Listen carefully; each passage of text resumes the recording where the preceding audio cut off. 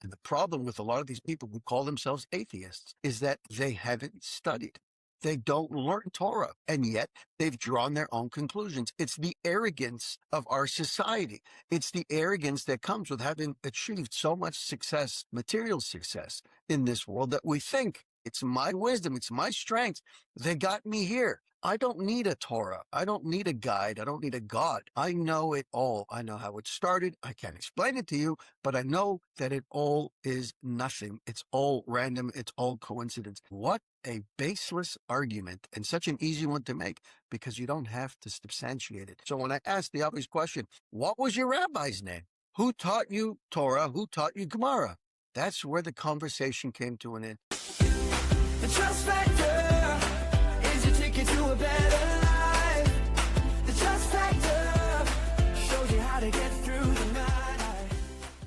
Good morning, and welcome to another episode of the Trust Factor podcast. I hope you had a meaningful Shabbat. We are now into the month of Elul. This is the month where we prepare for the new year, the Jewish New Year that is going to be upon us. Before you know it, it's going to come very quickly. And I was just reading forward a little bit over here, trying to figure out what we were going to talk about today. And it's very apropos, because this is the preparation, and it's all about speaking to your Creator, having that relationship. If you don't have a relationship with your Creator, you're missing out on life. Bottom line, very simple. You are missing out. There is a key to unlock success in this life, and it is speaking to your Creator. There is a Creator who loves you and is ready to do everything that you need, that you desire, has all of the resources available to give to you and wants to give to you. But you have to ask. You have to be aware of where it's coming from. He doesn't want you to think that it's coming from some random place, from some random person, that it's you perhaps who's in charge. He wants you to recognize that he exists and that he runs the world. And once you do, once you foster that relationship with him, suddenly the pipe, the shefa, the abundance starts to open up.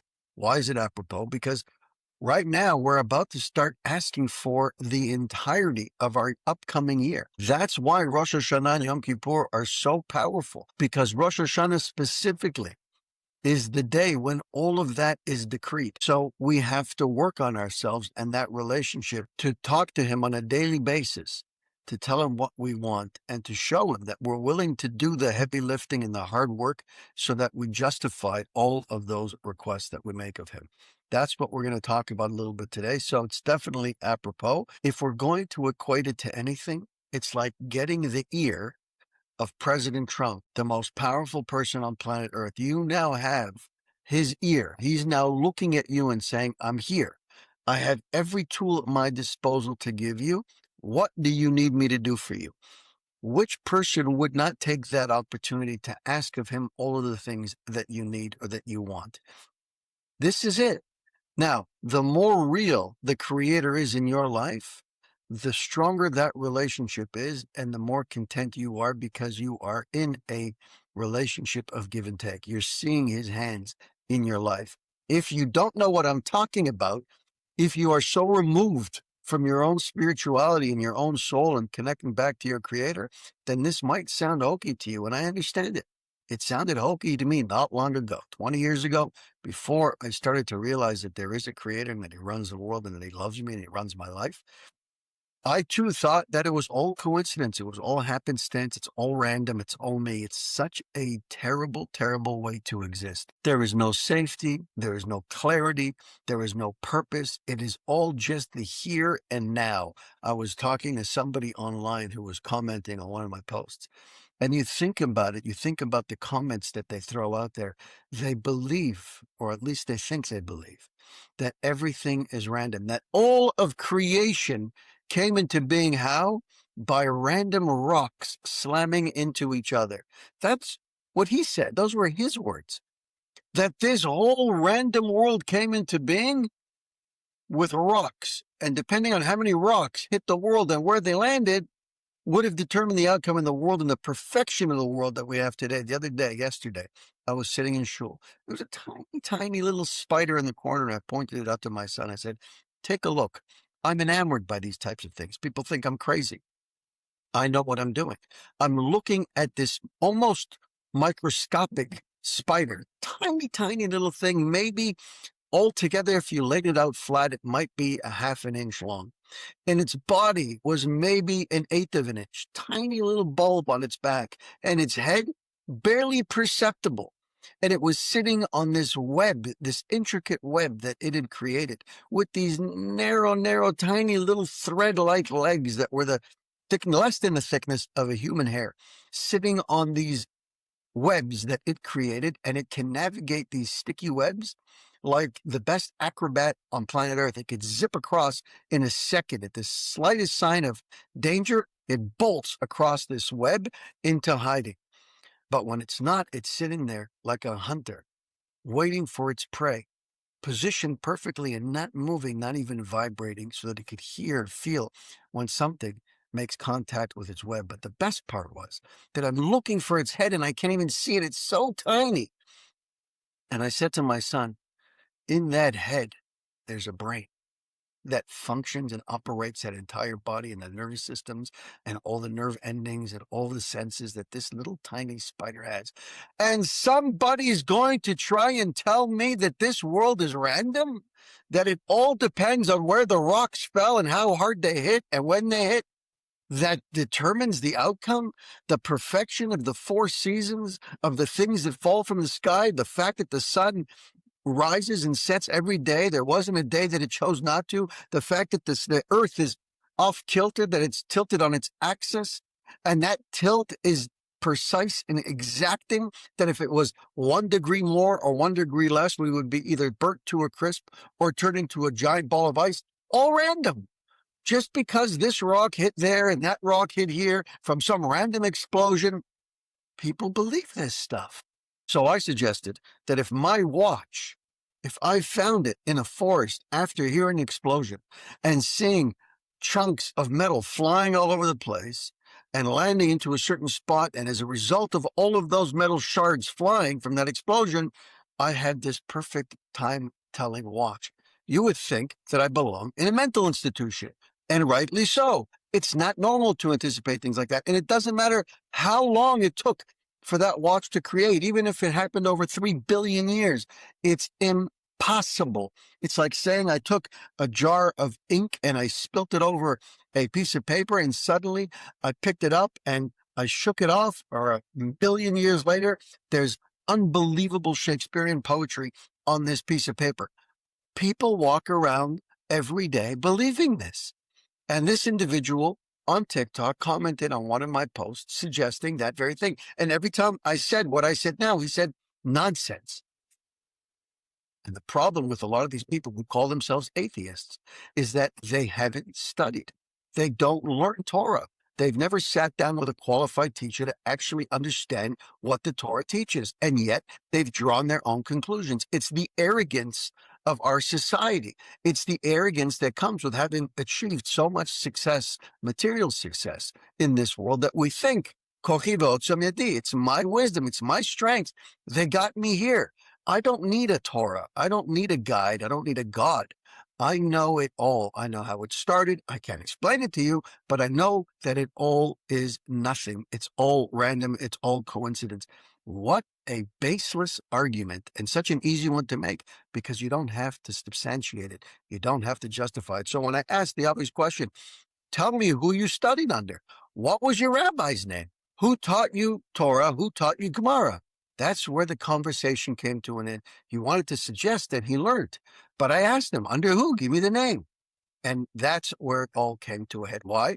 Because it's not true. They lie to themselves, they dilute themselves, because God forbid they should be held to an account. They should be held to a certain standard, or that they should even ask or inquire, because that might require of them that they do some heavy lifting, and they're really intellectually lazy. That's the problem with society. On a separate note, just to add to that, I was speaking to my rabbi over Shabbat, and I gave him an example. If you've been online, there's a well-known Toronto Jew who used to own a very popular jewelry store called Omni Jewel Crafters. His name is Jack Berkowitz. And without getting into too much detail, because I read it very quickly, he went on a trip. After he landed at the airport, he got on one of these trams, and the tram jolted forward, and the person in front of him, I understood him to be an elderly man, fell down, hit the floor. Jack helped him to get back up. Jack is an observant Jew, an obvious, outwardly observant Jew with a kippah on his head. He told this man that after he got up that he should hold on to the handle next to where he's holding, that there's a place for him to stabilize himself. And this person looked back at him and said, I wouldn't hold anything that you are holding on to. Obviously making reference to his kippah on the fact that he was a Jew. That is the ignorance that is in this world. And then my rabbi said, well, I just got back from a trip on the West Coast. And do you know what happened to us? Me and my beautiful family of young children were walking to synagogue on Saturday, and we just said hi to people as we were walking, being kind people, saying hi, wishing people a good day. And twice, on two separate occasions, they were cursed out. They were given the finger by people walking and screaming at them, Free Palestine. A Jewish religious family going to shul in Canada in 2026? Why would somebody even dream to be so ignorant, to be so base that they're not even willing to accept that this person may not be their enemy?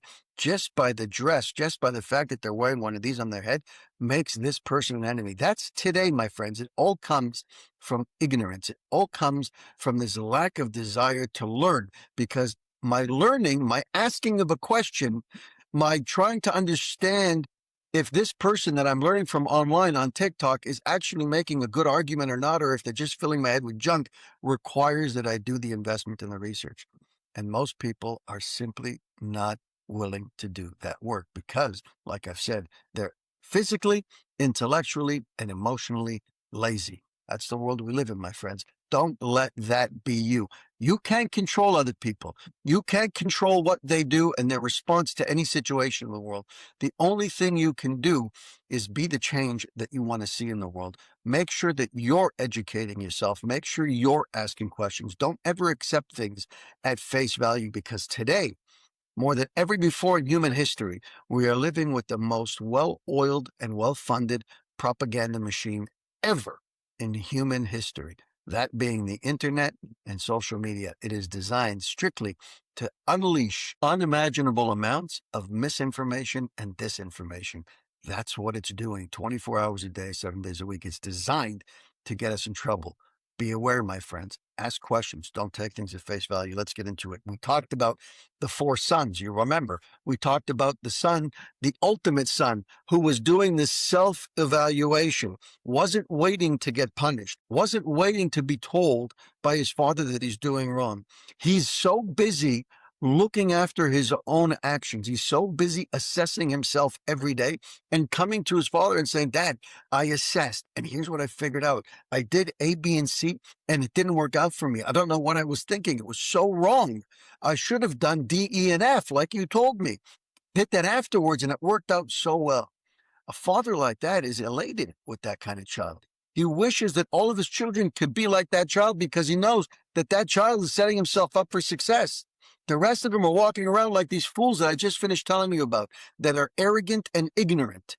And they're just waiting to see the negative repercussions of their actions. And maybe when they feel the wrath of the choices that they've made, maybe they might make some changes. No guarantee. But it only will come, if it comes, after they hit rock bottom, after they get punished so many times and so severely that now they surrender. They throw their hands up in the air. You don't have to get there. Let's read. Imagine a loving son or daughter who thanks a parent profusely every single day for every little amenity that he or she receives. Imagine that the same son or daughter always confesses wrongdoing without having to be reprimanded. If that's not enough, the son or the daughter always seeks more and more of the parent's love. This child is proactive in their own personal growth and in their relationship with their parents. What more can a parent ask for? If this were your child, how in the world could you ever punish him? Of course you wouldn't. It's like I said on Friday. A parent doesn't punish a child like this. God doesn't punish a person who's constantly evaluating themselves.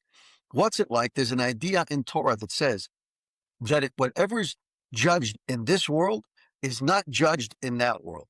That's why God wants you to be judged in this world. And it's even better if you do the judging yourself. Because if you've done the judging, He can't judge you in that world. That's exactly what we just said.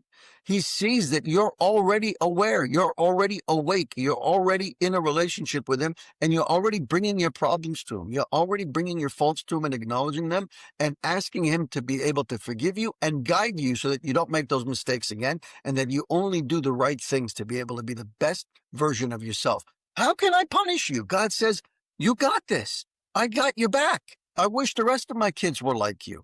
That's what it says. Of course, he wouldn't punish you. Who gets punished? The other fools, the guys like we just talked about, going around flipping people off because they look different, because they were told something on TikTok or on Facebook, and they took it hook, line, and sinker.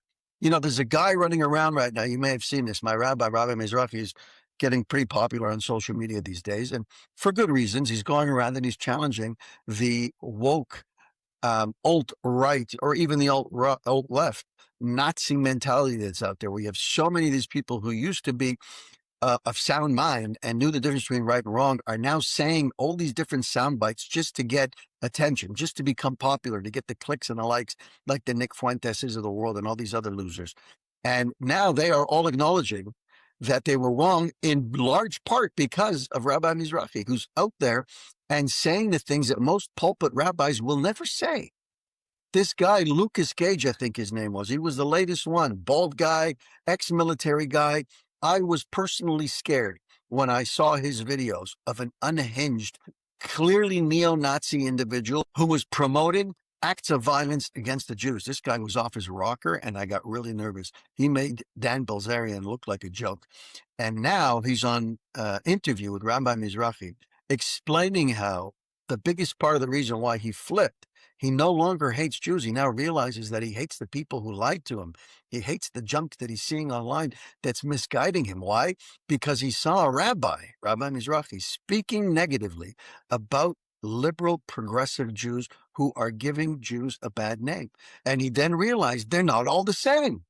How can I paint all these people with the same broad brush? And so he flipped. And it's the exact opposite of the people that my rabbi encountered on his trip in the West Coast, or this individual on the bus with Jack Berkowitz. It's the exact opposite. These people are going to stay forever ignorant, forever in the dark. Why? Because they're not willing to ask a basic question.